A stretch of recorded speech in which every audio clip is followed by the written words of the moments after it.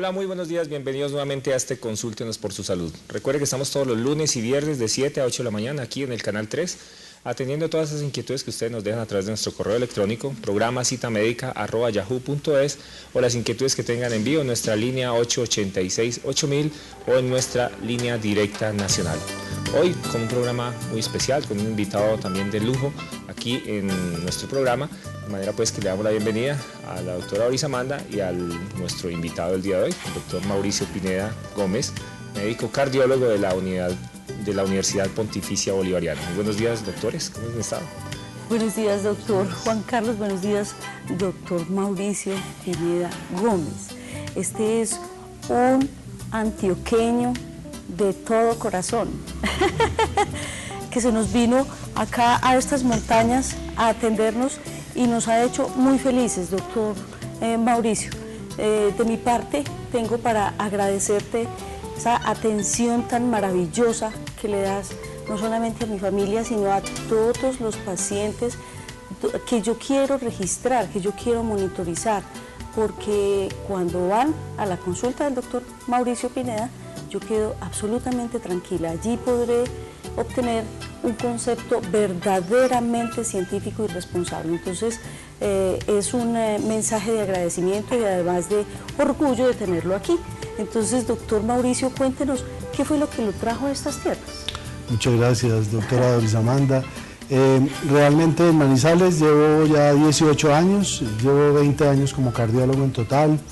Trabajé durante algún tiempo en Medellín, en la clínica cardiovascular. Yo hacía parte del grupo de trasplante cardíaco de la clínica, que era el único que había en Colombia y era uno de los dos de Sudamérica.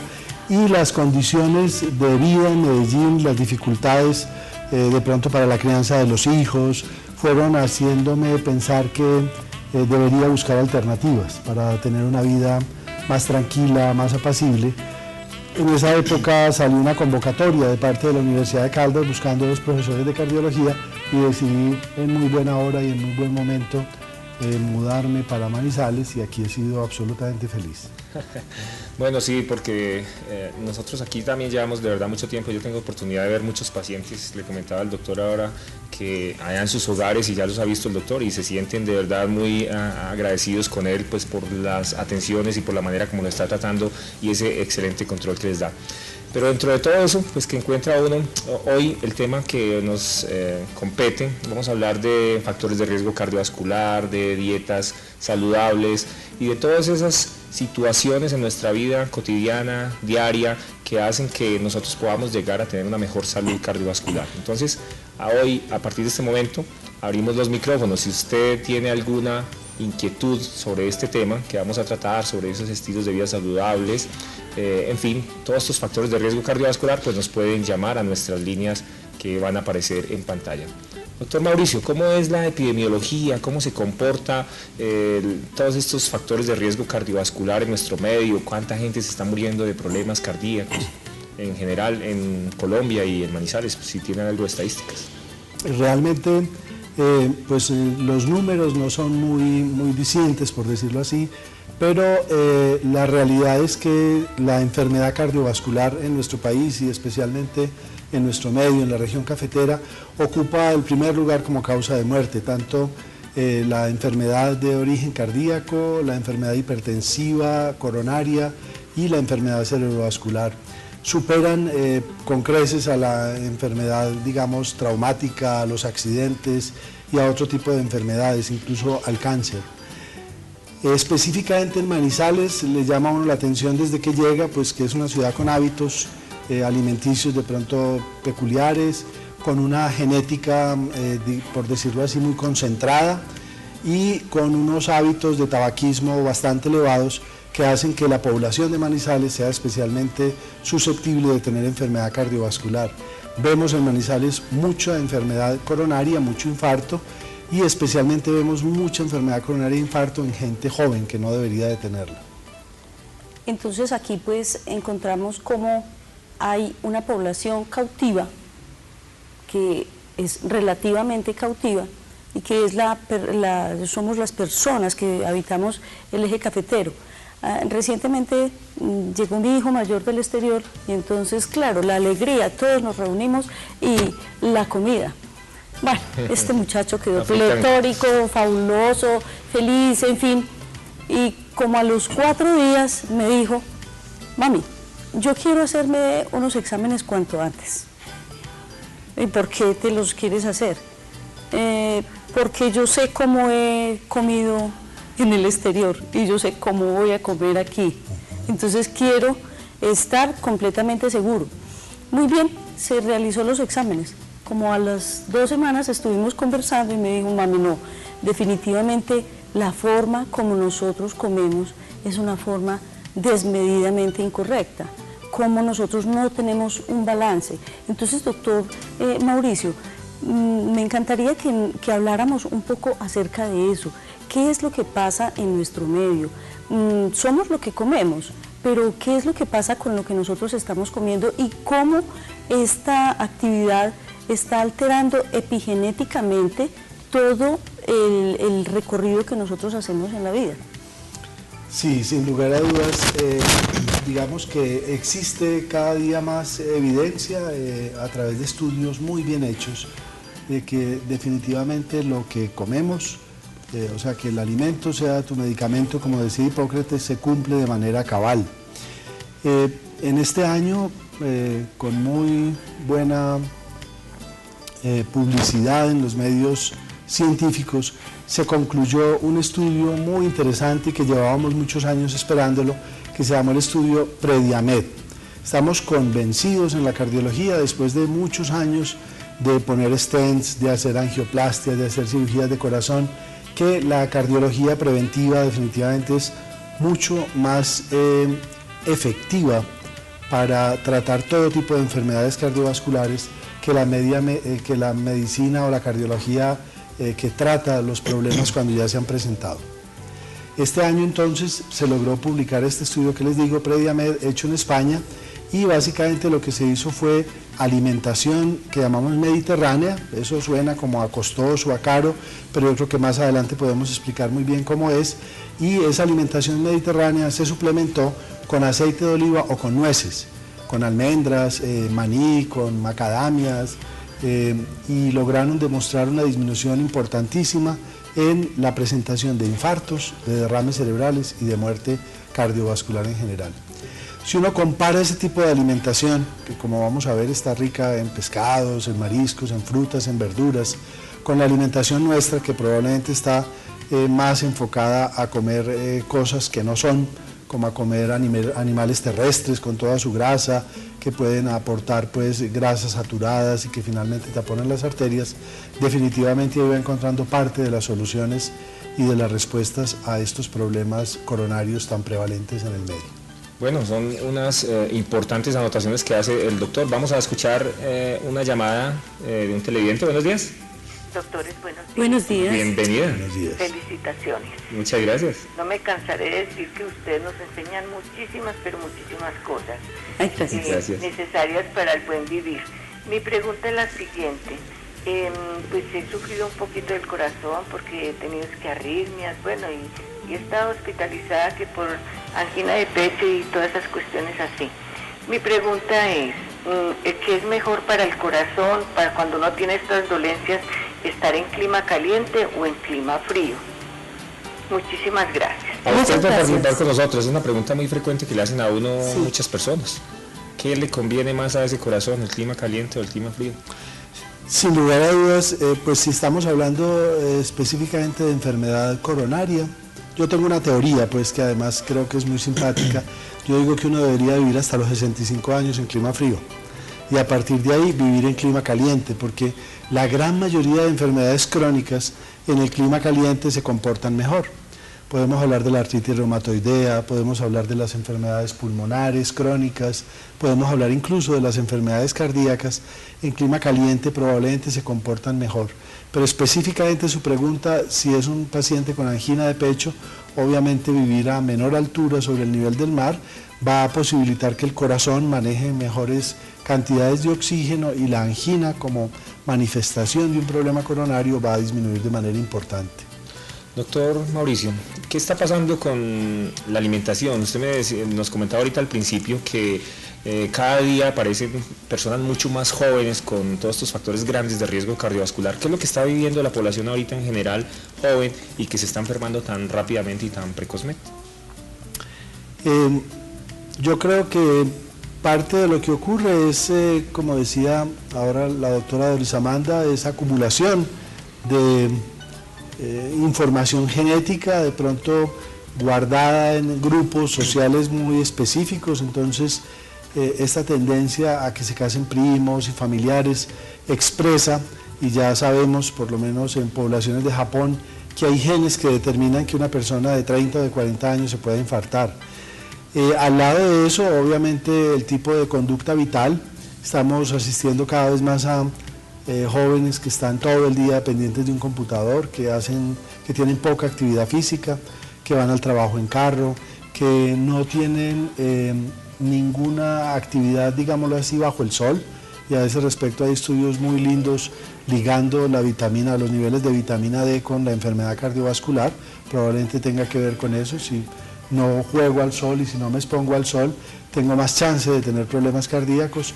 Esto sumado a hábitos como el consumo de cierto tipo de drogas, pues de uso, mal dicho, recreativo, pues el consumo de sustancias alucinógenas, puede condicionar en estos pacientes jóvenes, sumado a una dieta inadecuada, dieta chatarra o basura, como es comer un día pizza, al otro día hamburguesa, el día siguiente perro. Ese tipo de alimentación que hacen muchos de nuestros jóvenes, especialmente los que no están en su familia y se trasladan a otro lugar, podría todo este cúmulo de circunstancias producir esta enfermedad coronaria más precoz en nuestro medio. Bueno, tenemos otra llamada. Buenos días.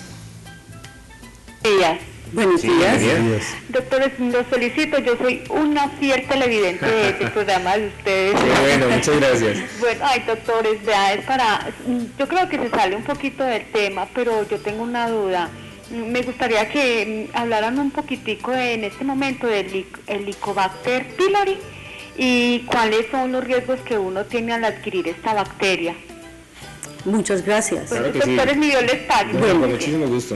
Entonces vamos a entrar a hacer un pequeño paréntesis y vamos a decir que el Helicobacter pylori es una bacteria que prácticamente su comportamiento ha sido de grupos, y el comportamiento epidemiológico ha sido que si una persona es diagnosticada con helicobacteriosis a través de su endoscopia, entonces posiblemente las personas del grupo familiar también puedan tener la misma bacteria.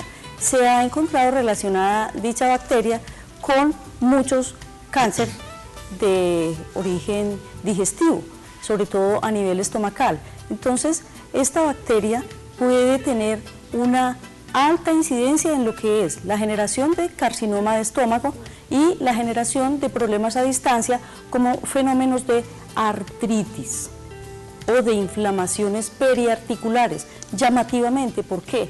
Porque la inmunidad de nuestro cuerpo se comporta así. Yo hago una reacción no solamente local, sino a distancia.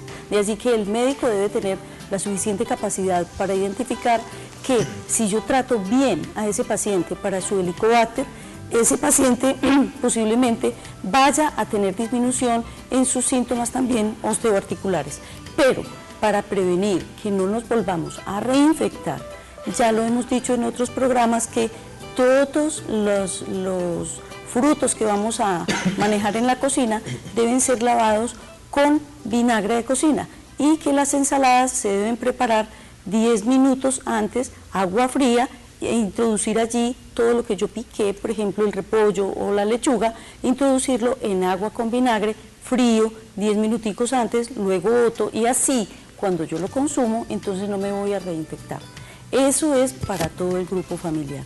Bueno, doctor Mauricio, esperamos pues que esta respuesta la llene de satisfacción y dime, doctor Juan Carlos. Bueno, yo les quiero contar a todos los televidentes que en el Centro Cultural y de Convenciones Teatro de los Fundadores pues se tienen las más modernas salas de la ciudad para sus eventos y espectáculos. Tienen salas de videoconferencias en tiempo real, moderna silletería, gran comodidad para todos los asistentes, inclusive para personas discapacitadas. Tiene allí una disposición especial de lugares para ellos. Así que cuando piense realizar un evento, pues llame primero al Centro Cultural y de Convenciones Teatro Los Fundadores, donde está todo lo que usted necesita. Doctor Juan Carlos, aquí vamos a entrar un poquito ya en la parte clínica de lo que es el paciente.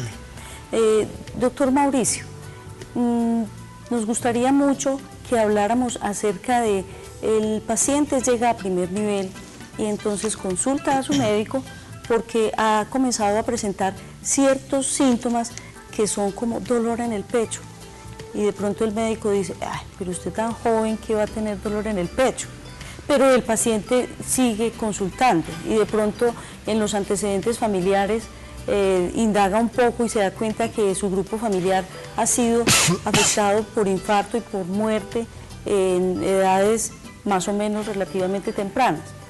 A este paciente se le envía un electrocardiograma y resulta que el médico lee y dice, pero yo aquí no encuentro nada. Eso es una situación que me ha llamado mucho la atención porque ¿qué ocurre con la electrocardiografía versus los síntomas reales del paciente? Sí, doctora Doris Amanda, no es infrecuente la situación que usted describe. Sin lugar a dudas, el diagnóstico de un problema como la angina de pecho o el dolor en el pecho sigue siendo clínico, o sea, interrogando al paciente, averiguando por un dolor que generalmente es de características opresivas, como si el pecho estuviera en una prensa, en toda la mitad del pecho, que yo llamo la zona de la corbata. Si ese dolor opresivo aparece con los esfuerzos, se mejora con el reposo, tiene una duración en minutos que va entre los 2 y los 10 minutos, el chance de que el paciente tenga una enfermedad coronaria, independiente de los hallazgos que haya en los exámenes paraclínicos, es bien contundente. Lo que hacen los exámenes paraclínicos es aportar como al conocimiento con respecto a ese paciente. Y como usted muy bien lo anota, la historia se la refieren a uno de los pacientes de manera muy jocosa, le dicen, doctor, es que a mi papá le dolía el pecho, fue donde el cardiólogo le tomaba un electro, el cardiólogo le dijo que todo estaba perfectamente bien y en la puerta del consultorio se desplomó y se murió. O sea, esas situaciones tan dramáticas ocurren. No podemos darle definitivamente al electro más poder del que tiene, pero el electro, a pesar de que ya tiene 110 años de haber sido implementado en la práctica clínica, el electrocardiograma logra de manera muy acertada evaluar los pacientes durante el episodio de dolor. Entonces, si yo estoy evaluando un paciente con angina y estoy leyendo un electrocardiograma de ese paciente ya en el momento que no tiene angina, pues tengo que anotar eso o tener en cuenta que ese electro es de un paciente sin dolor, ¿sí? Eso es lo primero a tener en cuenta. Y a partir del invento del electro, como decíamos, se desarrollaron una serie de pruebas que nos ayudan a ahondar y a clasificar como el riesgo de ese paciente. Una de ellas es simplemente un electrocardiograma con el ejercicio. Cuando esto apareció inicialmente y cuando yo llegué a Manizales, había todavía cardiólogos que lo practicaban así. Era simplemente una escalerilla como la que hay para subir a la camilla del cardiólogo, del médico, y esa escalerilla estaba unida y al otro lado volvía y bajaba. Entonces el cardiólogo lo que hacía, o el médico lo que hacía, era acostar al paciente, tomarle un electro en reposo, lo ponía a subir y a bajar por esa escala hasta que el paciente se mareaba, pues de dar vueltas, sí, o tenía dolor en el pecho, en ese momento era acostado y nuevamente se le practicaba un electro. Ese electrocardiograma de esfuerzo, también llamado actualmente prueba de esfuerzo, no es más que eso, es un electro en el cual se le exige al corazón y de esa manera muchos de los corazones muestran el problema que hay en el fondo. Entonces, el conocimiento en estos pacientes lo vamos construyendo como paso a paso.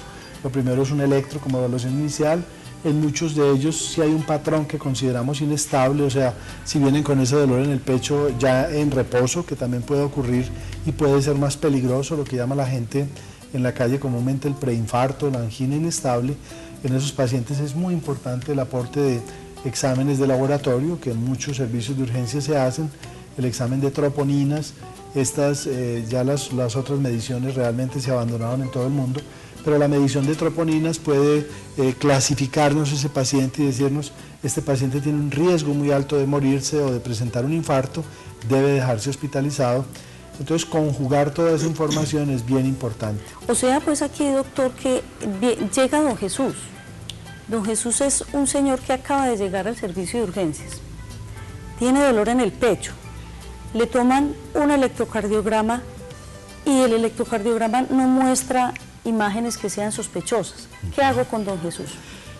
Lo que debo hacer con don Jesús, como usted lo mencionaba, es, en primer lugar, una evaluación para determinar el riesgo. Existen incluso en computadores o en tablas muy simples una cosa que los médicos deberíamos de tener muy a la orden del día, que es el análisis probabilístico. O sea, ¿qué probabilidad tiene don Jesús de tener un problema coronario o no? Si don Jesús es un hombre de 70 años y tiene dolor en el pecho, el chance de tener un problema coronario es altísimo, es cercano al 80%. Si no fuera, perdón, don Jesús, sino doña Jesusa, y doña Jesusa tiene 50 años y tiene un dolor en el pecho, el chance de doña Jesusa de tener un problema coronario es por ahí del 10 o del 20%, muy distinto a lo que tenía don Jesús. Pero si don Jesús es un paciente joven, un hombre de 40 años, con dolor en el pecho, el chance es menor, pero todavía existe. Entonces, lo primero que tengo que hacer es valorar si ese paciente ha ido comprando lo que yo llamo las boletas para ganarse el premio gordo de la lotería del infarto. Y las boletas son, la primera, la más difícil de modificar de todas, es la herencia, pues es imposible. Si el papá o la mamá de uno desde jóvenes tuvieron infarto, el chance de tener infarto es alto. Esa es la primera boleta. La segunda es el género. Los hombres sufrimos de enfermedad coronaria y a más temprana edad. La tercera son los hábitos, el sedentarismo, el colesterol elevado, la presión alta, el azúcar, el tabaquismo, la falta de consumo de verduras y de vegetales, y lo que llamamos el estrés psicosocial. Ahí enumeramos pues nueve probabilidades. Yo con eso puedo hacer un análisis probabilístico y decir, este paciente se compró 6 boletas, entonces el chance de que este dolor sea de origen cardíaco es muy alto, o este es un paciente que no tiene ninguna de las anteriores y el chance de que ese dolor sea de origen cardíaco es bajo. Otra cosa que deberíamos hacer todos los médicos y que debería de hacer el médico en su práctica general y el médico en su práctica familiar es establecer lo que llamamos la tabla de riesgo de Framingham. Sí, con datos muy sencillos como la edad del paciente, el género, los niveles de colesterol, el nivel de presión arterial, saber si tiene problemas de las arterias periféricas o no. Yo puedo estimar el riesgo en los próximos 10 años de que ese paciente tenga un infarto. Y esa probabilidad de riesgo la puedo manejar de manera muy adecuada. Si el riesgo de ese paciente es alto, y definimos como alto un chance mayor del 20%, ese paciente debe recibir medicamentos como las estatinas, debe recibir medicamentos como la aspirina. Entonces es interpretando en su conjunto todos estos datos clínicos, circunstancias que están muy fáciles, pues hacerse un colesterol es muy fácil, tomar la presión es muy fácil, con eso puedo elaborar toda una probabilidad de que ese dolor sea coronario o no. Recuerden todos los televidentes que si tienen algún problema de salud pueden llamar a la línea médica, allí tenemos excelentes profesionales que les van a prestar ese servicio médico a domicilio. También les recuerdo a las personas que estén interesadas en que les cuidemos a sus papás, a su mamá, a su abuelo, pues tenemos 2 hogares para el cuidado del adulto mayor con excelentes instalaciones, con los servicios médicos, de enfermería, las 24 horas para que ustedes pues se puedan sentir mucho más tranquilos a la hora de llevar a sus papás allí y de que se los cuidemos de la mejor manera. Tenemos otra llamada, buenos días. Buenos días. Sí. Buenos días. ¿Aló? Sí, buenos días. Bienvenida. Muchas gracias. Para felicitar a los doctores y hacer una consultica. Claro que sí, con mucho gusto. Gracias. Tengo 52 años. Soy muy, pero muy fumadora. Tengo exámenes recientes de triglicéridos, de colesterol, de presión, todo está bien. No me cuido pues como en las grasas, como común y corriente, carne de cerdo, de res, los fritos normales, pues no viviendo pegada de los fritos todo el día. Y aparte de eso tengo artrosis. Entonces, ¿qué dieta debo seguir yo? ¿Cómo me puede afectar el corazón? El cigarrillo y el no cuidarme, pues así como que tenga una dieta que no sea sino pollo, pescado. Bueno, Se le fue la voz un poco, pero bueno, sí. Ya ahí nos contó Muchas su historia. gracias, Muchas gracias. por su pregunta. Y aquí, doctor Mauricio, tenemos como definitivamente hay personas que son premiadas con su genética y con su anatomía. Mira, es una paciente de 52 años con muchos exámenes que son normales, pero ella le está echando venenito a la situación. Vamos a enfocar a esta paciente. ¿Cómo no? Sí, yo pienso que lo primero que hay que tener en cuenta es la cantidad de cigarrillos que fuma al día, ¿no? Está bien establecido, si la cantidad de cigarrillos diaria es mayor de 20 cigarrillos de un paquete, el chance, digamos, de tener un problema coronario, el chance específico que usted tenga, se multiplica por 3, ¿sí? En la medida en que el consumo de cigarrillo vaya bajando, entonces ese chance o esa probabilidad de tener un problema coronario es menor. Eso sería lo primero que habría que decir. El cigarrillo, la forma en que hace daño es a través de la oxidación de las arterias, ¿no? de la inflamación de las arterias, produce inflamación arterial. Y habría que definir si el problema articular que tiene es una artrosis o una artritis reumatoidea, porque está muy bien establecido que las enfermedades inflamatorias crónicas, no del tipo de artrosis degenerativa, usted es una mujer joven para tener una artrosis degenerativa, si es una artritis reumatoidea, los pacientes con artritis reumatoidea y todo lo que llamamos enfermedades del tejido colágeno tienen una mayor propensión a tener inflamación de las arterias coronarias. Entonces hay tablas, además de esta que dijimos ahora, hay una tabla especialmente inglesa que se llama Q-RISK. Esa tabla tiene muy en cuenta la presencia de artritis reumatoidea como factor de riesgo. ¿Qué debería hacer? Pues el que peca y reza empata, dice un dicho. Lo que debería hacer, pues definitivamente es dejar de fumar, sería importante eso, porque como dice la doctora Doris Amanda, ha sido beneficiada que a pesar de lo que coma, sus niveles de colesterol y de lípidos son normales, pero dejar de fumar o disminuir el cigarrillo a su mínima expresión sería muy aconsejable.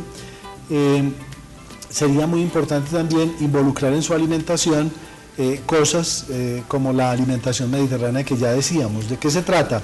La alimentación mediterránea, como opuesta a lo que puede ser la comida americana típica, norteamericana típica, es una comida, en primer lugar, compartida en familia, hecha de manera lenta para disfrutar.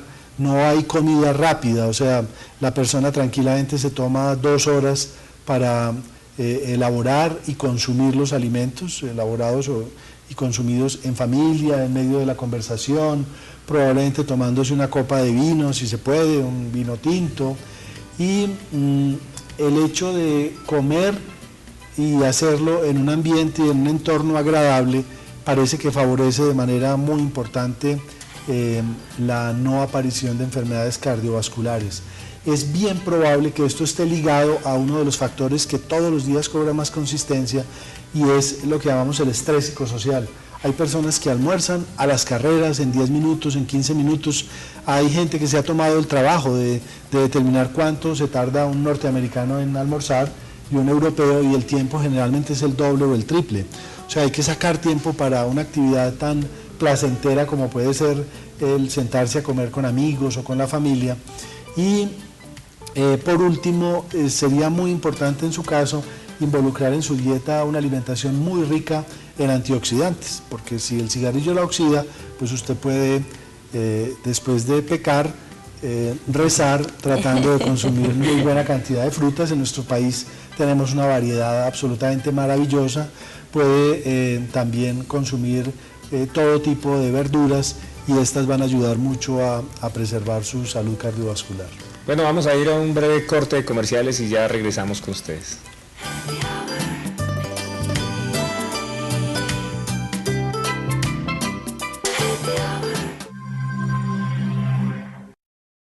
Con Consúltenos por su salud, el programa enfocado en temas de salud, autocuidado y prevención de enfermedades. No se lo pierda, todos los lunes y viernes a las 7 de la mañana, solo por el canal UNE.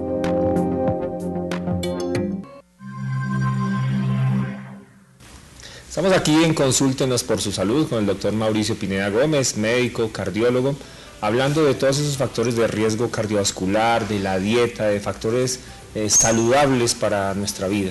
Así que si usted tiene alguna pregunta, pues ya saben que están nuestras líneas abiertas sobre este tema.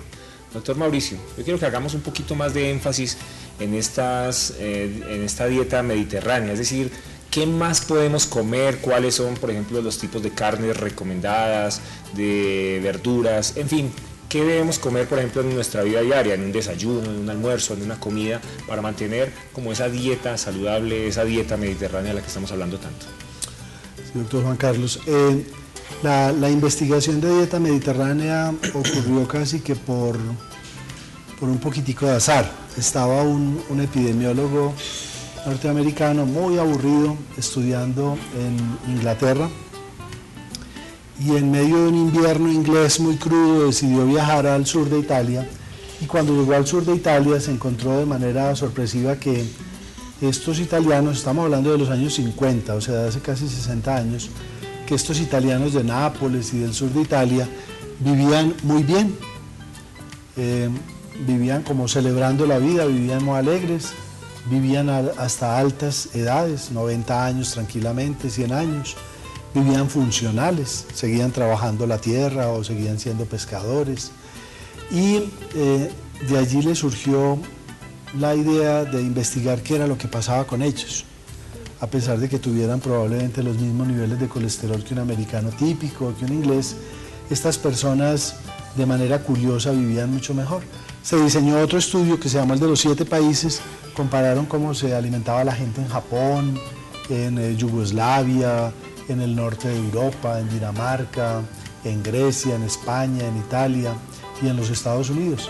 Y encontraron que asumir este tipo de alimentación, que está fundamentada también con argumentos ecológicos, tratar de consumir lo que produzca la tierra, lo que se produzca en cercanía, pues no comprar cosas que vengan de muy lejos necesariamente, tratar de consumir todo esto ayudaba a que la gente se muriera menos del corazón.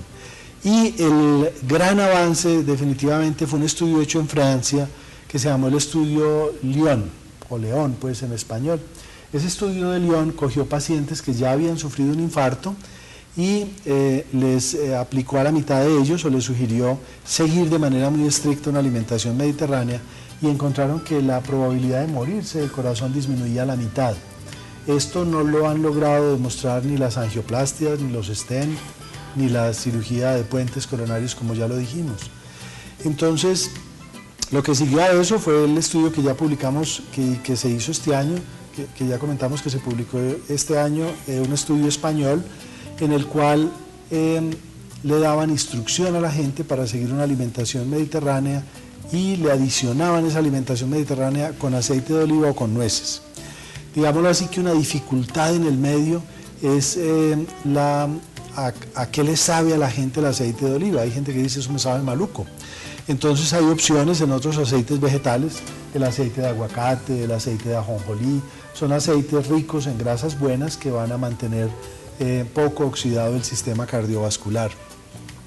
Podemos decir entonces que en la base se ha fabricado y se ha hecho ya una pirámide con la que yo le explico a mis pacientes cómo debe ser su alimentación a partir de un evento cardíaco o para prevenirlo. Y la base de esa pirámide entonces es la actividad física diaria, 20 minutos diarios de actividad, no necesita ponerse pantaloneta, puede ser subiendo las escalas del edificio, parqueando el carro lejos, tratando de no meter el carro pues hasta el centro comercial a donde se va y parqueándose lejos sin enojarse. 20 minutos sumatorios diarios de actividad física, bailar es un ejercicio que aparece bien recomendado, sí.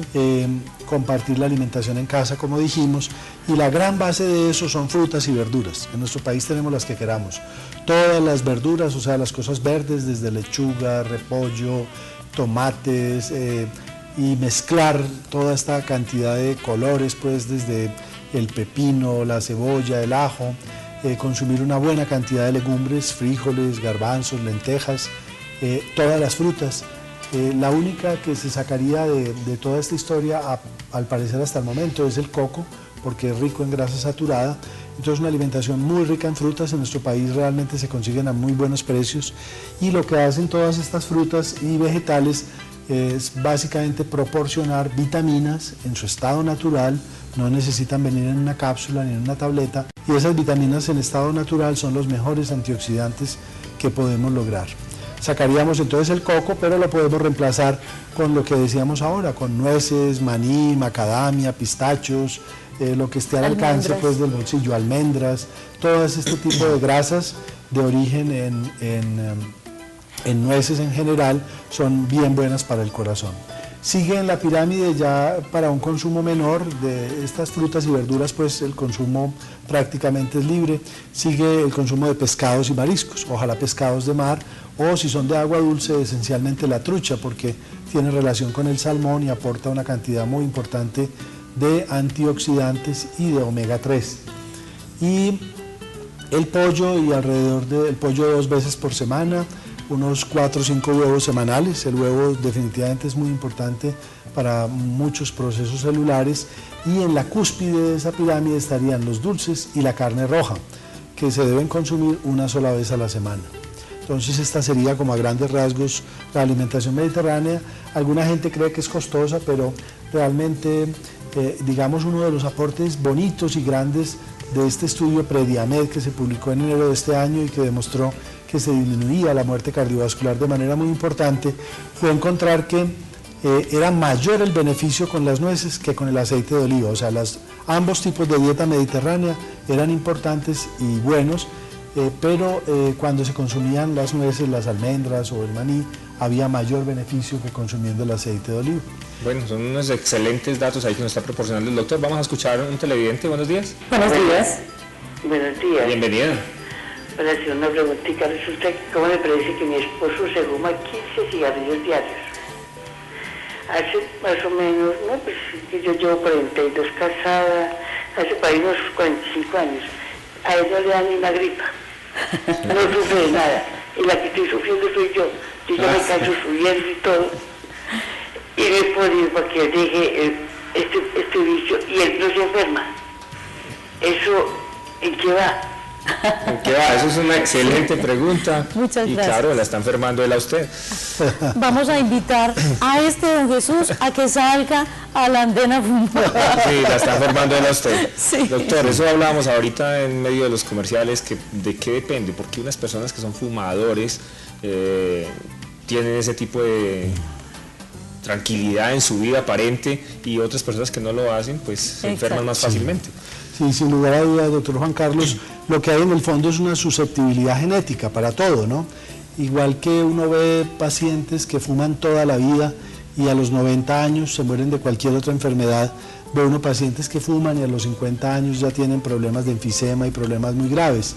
A ese respecto hay una anécdota muy curiosa con Winston Churchill, el primer ministro inglés, que decía que no le quitaran el tabaco, fumó tabaco hasta que se murió de viejo, y Winston Churchill decía que él se burlaba de todas las recomendaciones médicas porque el único deporte que él hacía era acompañar a sus amigos al cementerio.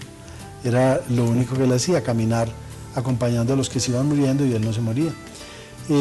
Lo que ocurre definitivamente en estos pacientes es que tienen un fondo genético, por decirlo así, que los hace de alguna manera inmunes a tener problemas cardiovasculares. Pero tenemos que recordar que el cigarrillo no solo afecta al corazón, el cigarrillo produce cáncer de vejiga, el cigarrillo produce cáncer de la boca, produce cáncer del tracto respiratorio, produce cáncer pulmonar, bronquial, cáncer del cuello uterino. O sea, los químicos que trae el cigarrillo están vinculados a un montón de enfermedades en otras partes. Entonces las personas tranquilamente pueden seguir fumando, no se infartan, pero desarrollan un cáncer relacionado con el consumo elevado del cigarrillo. Lo ideal es en estas personas, definitivamente nadie decide por uno. Yo siempre le digo a los pacientes que para dejar de fumar el principal ingrediente no lo venden en las farmacias, porque es voluntad, es el deseo de haber de haber fumado ya lo que se quería y de querer parar, y existen actualmente medicamentos cuando ya la decisión está tomada para dejar el vicio del cigarrillo. Bueno, recuerden todos los televidentes que en el Centro Cultural y de Convenciones los Teatros Fundadores se tienen las más modernas salas de espectáculos de la ciudad. Allí tienen unas excelentes salas de videoconferencias en tiempo real, con una moderna silletería, con unas modernas instalaciones para todos sus eventos. Así que cuando piense realizar un evento, pues llame primero al Centro Cultural y de Convenciones Teatro Los Fundadores, donde está todo lo que usted necesita. Doctor Juan Carlos, aquí esta conversación con el doctor Mauricio ha sido muy deliciosa. Actualmente estás estudiando en la Universidad de Caldas. Historia. Con razón, conversar con el doctor Mauricio es tan delicioso. Bueno, doctor Mauricio, debido a que esta franja tan importante de salud es observada por tantos médicos, quisiera que hiciéramos una comparación entre un producto que tiene dos presentaciones, como es el metoprolol, ¿sí? El metoprolol, ¿cuál es el comportamiento de un metoprolol tartrato versus el metoprolol succinato? Sí, doctora Doris Amanda. Digamos que esta presentación clínica diferente, aclarando que el tartrato es el que está disponible pues, para distribuirse en el POS, tiene una duración y una vida media menor que el succinato, pero además existe evidencia clínica que por lo menos en los pacientes que tienen insuficiencia cardíaca congestiva, el metoprolol tartrato es claramente inferior al metoprolol succinato. Entonces, yo diría que en gran medida para ayudarnos con esta situación, el nuevo POS vinculó un nuevo beta bloqueador que es el carvedilol, con efectos probados en pacientes con falla cardíaca y en hipertensión, y lo que yo personalmente estoy haciendo en mi práctica es muchos de estos pacientes que toman metoprolol, para no ponerme en el problema de explicar que por favor les den el succinato, que es el que sirve, el que tiene evidencia, simplemente los estamos mudando a carvedilol, un beta bloqueador con efecto alfa que tiene muy buen perfil en pacientes hipertensos y en pacientes con insuficiencia cardíaca congestiva. ¿A qué se debe esta pregunta? ¿A qué? Pues tengo una amplia franja de pacientes que observo en mi consultorio y que vienen de muchas EPS, y entonces los observo descompensados.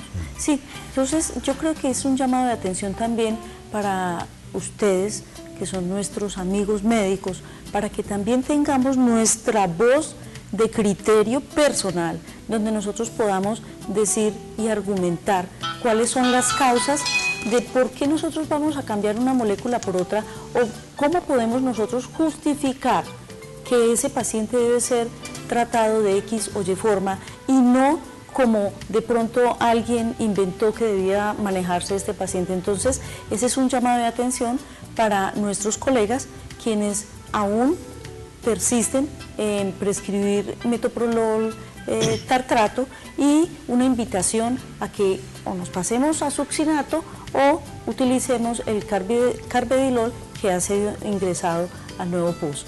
Doctor, vamos asimismo con otra pregunta que también es de medicamentos.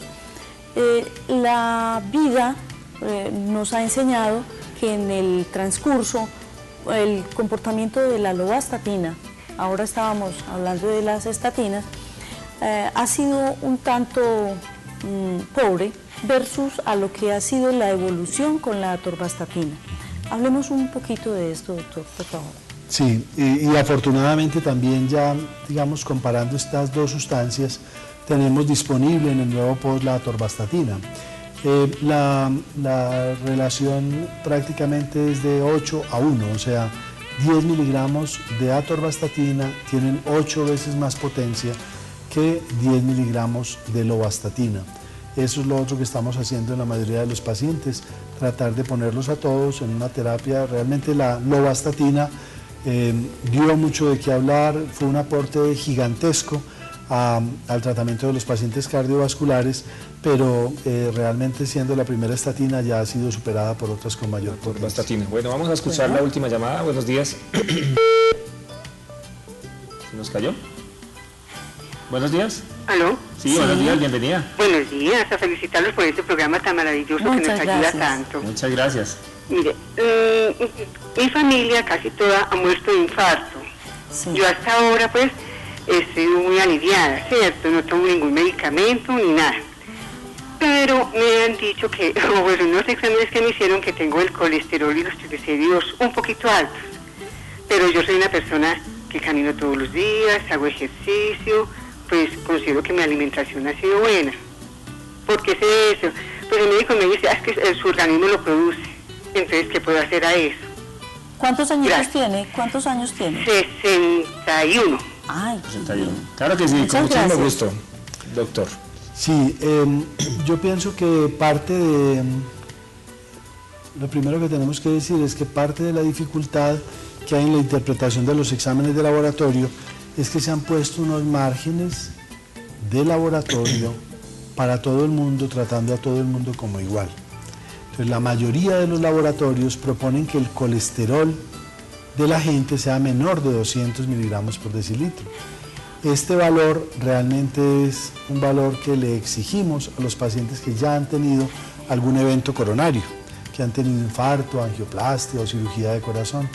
Probablemente en la población general el valor sea un poquito más alto. ¿Por qué hay que aclarar esto?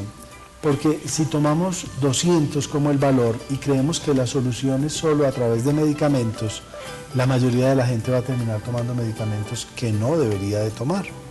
Y las estatinas, como medicamentos que son, se han ido vinculando a algunas alteraciones por su efecto medicamentoso, ¿no? Pueden producir cataratas, pueden producir elevación del azúcar. Entonces, cuando uno toma la decisión de tratar a un paciente con el colesterol elevado, debe hacerlo no para tratar la cifra de colesterol, sino a través de lo que mencionamos al principio de la conversación, a través de unas tablas de riesgo. Lo importante no es el valor del colesterol, lo importante es el riesgo de ese paciente específico con 60 años, de género femenino, que es hipertenso o no. Si yo meto todos esos datos en una hojita de cálculo o hago simplemente con el médico general, y hay páginas en internet donde usted lo puede hacer. Si quiere visitar mi página, ahí aparece un link donde se puede meter y hacer el cálculo de su riesgo. Si el riesgo es menor del 10%, realmente asumir una alimentación sana. Si el riesgo es intermedio, probablemente deba considerar la toma de aspirina. Y si el riesgo es alto, ya debe conversar con su médico para tomar una estatina. Esto está disponible todo en internet. Mi página en internet es drpinedablogspot.com.co. drpinedablogspot.com.co. Yo les recuerdo a todos los televidentes que si tienen algún problema de salud, pues pueden llamar a la línea médica. Allí tenemos excelentes profesionales que les van a prestar ese servicio médico a domicilio, con hospitalización domiciliaria, servicio de ambulancia, en fin, muchos servicios para que usted allá en la comodidad de su hogar pueda disfrutar de todos ellos. Afílienlos, denle este regalo a su familia para que nos evitemos muchos días de consultar a la hora de una urgencia en una EPS. Y le quería preguntar también al doctor dónde lo podemos encontrar las personas, los televidentes que estén interesados en asistir a una consulta con usted. Sí, doctor Juan Carlos, después de trabajar 15 años en la presentación, trasladé mi consultorio al edificio Portal del Cable. En el Cable estoy en el piso 17, allí tenemos la consulta privada y tenemos también un servicio para diagnóstico cardiovascular. Doctor Mauricio, estuve allá en el consultorio, qué hermosura de paisaje, cada vez me enamoro más de esta ciudad. En un tiempo muy pequeño, por favor, descríbanos la importancia que tiene el estado de ánimo con el sistema cardiovascular. Sin lugar a duda, doctora Doris Amanda, especialmente la actitud frente a la vida, ¿no? Uno ve pacientes, ha habido como dos uniones muy grandes. Una es el paciente triste y deprimido, le va mal cuando tiene problemas cardíacos, y el paciente demasiado estresado y acelerado también tiene mayor probabilidad de enfermedad cardiovascular. Eso hay que tratar de controlarlo, hay que tratar de controlar la ira, hay que tratar de vivir en paz, hay que tratar de vivir tranquilo, en un ambiente familiar y laboral cómodo. Doctor Mauricio, para nosotros ha sido de todo corazón de lujo este programa. Muchas gracias a cada uno de ustedes por la atención, por las llamadas, por el afecto que nos han manifestado, por todos esos correos electrónicos que llegan, y les recuerdo que soy su médica, Doris Amanda Henao Serna, médica cirujana colposcopista. Mi celular 310-3900-856 y mi correo electrónico dorisa3@hotmail.com. Doctor Juan Carlos, te deseo un feliz fin de semana, y a doctor Mauricio, a ti y a tu familia, muchas gracias. Igualmente para todos los televidentes también, si usted quiere que les cuidemos a su papá, a su mamá, a su abuelo, pues allí en la línea médica tenemos unas excelentes instalaciones con 2 hogares para el cuidado del adulto mayor. Llamen a la línea médica y pregunten por este servicio, vayan, conozcan estas hermosas instalaciones para que puedan tener allí a su papá, a su mamá, a su abuelo en las mejores condiciones y con todos los cuidados médicos y de enfermería. Hemos llegado al final de este Consúltenos por su Salud. Le damos los agradecimientos al doctor Mauricio Pineda, médico cardiólogo, por habernos acompañado el día de hoy, por sacar unos minutos de su tiempo para venir a compartir con nosotros. Les damos, doctor Mauricio, muchísimas gracias. Muchas gracias. Esperamos para aquí en una próxima oportunidad y les deseamos a todos ustedes un muy feliz fin de semana.